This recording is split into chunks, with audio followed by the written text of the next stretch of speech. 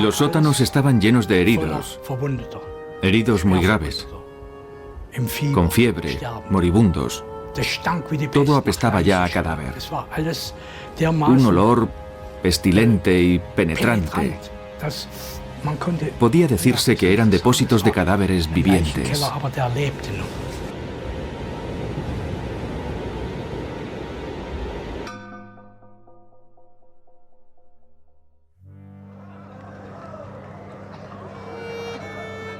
$40.000 heridos alemanes, agolpados y repartidos por los sótanos de una ciudad fantasmagórica. La escabrosa superficie se asemejaba a la tapa de una gigantesca tumba, de la cual no podían salir. Algunos con los miembros destrozados, otros con lesiones craneales tan graves que resultaba increíble ver que seguían vivos. En un pequeño apartado del sótano estaba el capitán St. Paul, en la litera de arriba. Tenía el cráneo destrozado por la metralla de una granada y el cerebro estaba a la vista. Ambos muslos estaban destrozados y se encontraba en un estado de máxima inquietud. Gritaba órdenes y sacaba de quicio a los otros 300, que estaban más o menos tranquilos esperando el final. Todos ellos sin esperanzas de recuperación, rodeado de unos pocos médicos desesperados, sin penicilina ni morfina. Cercenaban las partes necrosadas de los soldados con sierras ya sin filo. Cuando la muerte envolvía al soldado alemán, siempre se repetía el mismo patrón. En el momento en que su corazón dejaba de latir, una procesión de pulgas y piojos salían de su ropa en busca de otro huésped. La evacuación por avión de Stalingrado era un privilegio que solo se concedía a los heridos y al personal militar especializado, por ejemplo los radiotelegrafistas. Al principio se hizo una criba por gravedad, después los que estaban más cerca de la puerta del avión. Los que tuvieron la suerte de ser evacuados se desmayaban dando gracias a Dios o lloraban durante todo el viaje. De repente el avión viró y se aproximó a nosotros, hacia el lugar en el que me encontraba. Se paró a unos 10 metros de mí y se quedó inmóvil. Sacaron unas cuantas cajas y sacos y nosotros corrimos hacia la puertezuela del avión. Quería explicarle al piloto que yo tenía un tiro en la cara, pero contestó: «Venga, adentro». Entramos 17. Cerraron, aceleraron los motores. El avión giró y se colocó en posición de despegue. Sentimos unos cuantos baches de la pista y al fin despegamos. Algunos soldados se autolesionaban para poder ser evacuados y escapar de ese infierno. Muchos perdieron las esperanzas y decidieron liberarse ellos mismos con su propia arma. Los más desesperados se agarraban a los aviones que partían, para después verlos caer a los pocos minutos. No se permitía que los heridos ingresaran en Alemania, por el horrible aspecto y malnutrición con el que venían. La propaganda no permitía que la población supiese del infierno que estaban pasando sus soldados. Los que quedaban en Stalingrado tenían que seguir luchando, no por su patria, sino por sus vidas. El 8 de enero de 1943, parlamentarios soviéticos ofrecen a Paulus firmar la capitulación. Pero este tiene órdenes estrictas de Hitler de no capitular. Los alemanes dispararon por encima de sus cabezas como advertencia de que no querían recibirlos. Las consecuencias de ese rechazo llegaron 2 días después. 7 ejércitos soviéticos arremeten contra los soldados que defendían la periferia de la ciudad. Los carros de combate que irrumpieron en la escena pasaron por encima de nuestras posiciones, arrollándonos. Encima de las zanjas daban la vuelta para acabar con los soldados de las trincheras. Había soldados atropellados. A uno le faltaban las piernas y gritaba: «Pégame un tiro, mátame, mátame». Y nosotros estábamos ahí, pasmados, mirándolo. Poco a poco los soviéticos se acercaban a la única vía de escape, de esperanza y supervivencia de los soldados alemanes, el aeropuerto de Pitomnik.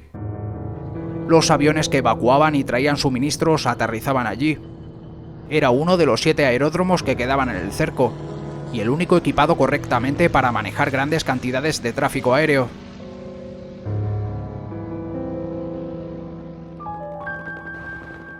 Tras la caída de este el 16 de enero, solo quedaba el improvisado aeródromo de Gumrak, a 8 kilómetros de Stalingrado, más pequeño y en peores condiciones que aquel.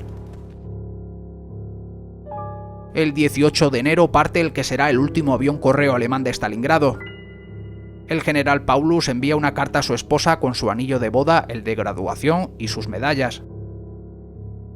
El aeródromo de Gumrak también caería en manos soviéticas el 23 de enero. A partir de ese día, las hambrientas tropas alemanas solo pudieron recibir provisiones mediante cajas lanzadas en paracaídas por la Luftwaffe, lo cual no aseguraba que la carga llegase a su destino. Soldados soviéticos a veces se quedaban con ellas, o simplemente las tropas germanas estaban tan agotadas por el hambre que ni siquiera buscaban los suministros que caían por la ciudad.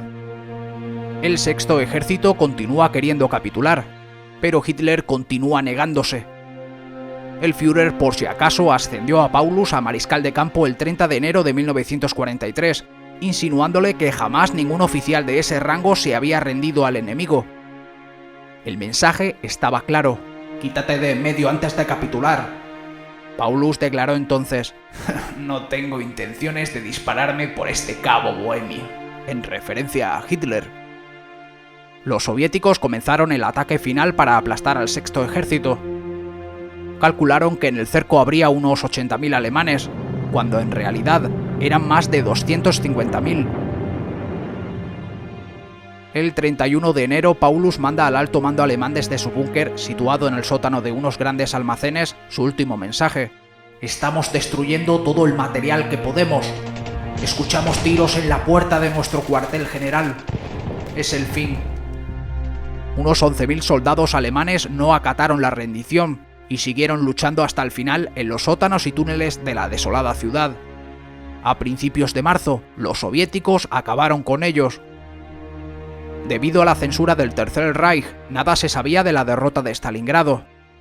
Muchos alemanes tenían a sus hijos o maridos en el frente, y para tener información de lo que pasaba, tenían que conectar la radio en las sintonías británicas, algo absolutamente prohibido.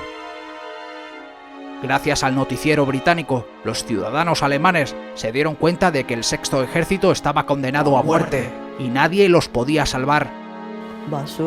Y a finales de enero hice algo que estaba estrictamente prohibido. Sintonicé la radio inglesa. Y entonces escucho: aquí Inglaterra, aquí Inglaterra, aquí Inglaterra. El Sexto Ejército alemán en Stalingrado está condenado a muerte. Fue terrible. Tuve que sentarme en una butaca. No me lo podía creer.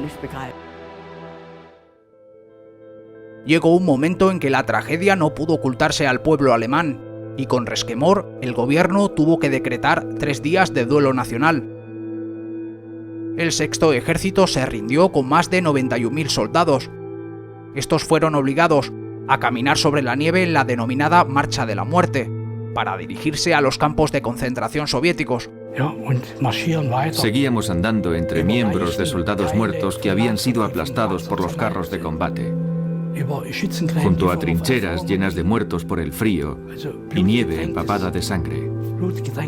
Todas esas imágenes las veo a todo color. Para mí siguen estando presentes. Por la tarde estaba tan cansado que me quedé sentado junto al camino, esperando que algún soldado ruso me pegara el tiro de gracia. Pero pasaron 2 soldados de mi división que me conocían y apreciaban. Me cogieron cada uno por un brazo y me pusieron en marcha de nuevo. Me levantaron el ánimo contándome lo que tenían pensado hacer en el campo de prisioneros.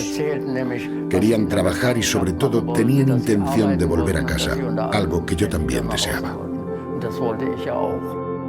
40.000 de ellos fallecerían a causa de la caminata y las palizas, A las malas condiciones de los campos de concentración se sumaba la extrema debilidad con la que llegaron los alemanes. Al final, de los 91.000 prisioneros, solo lograron sobrevivir 6.000.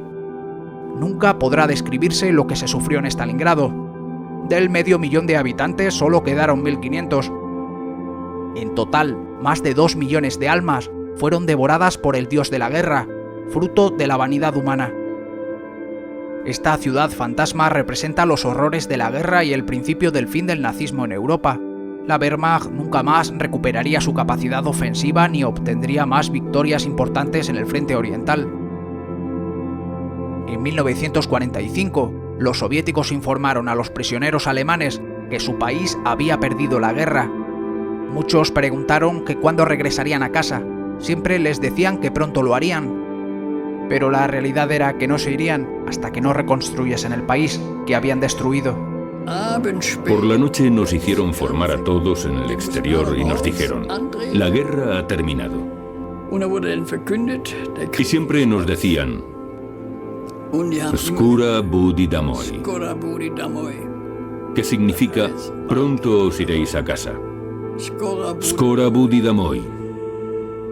Y al preguntar nosotros cuándo sería eso, nos contestaban: os podéis ir cuando hayáis reconstruido Rusia.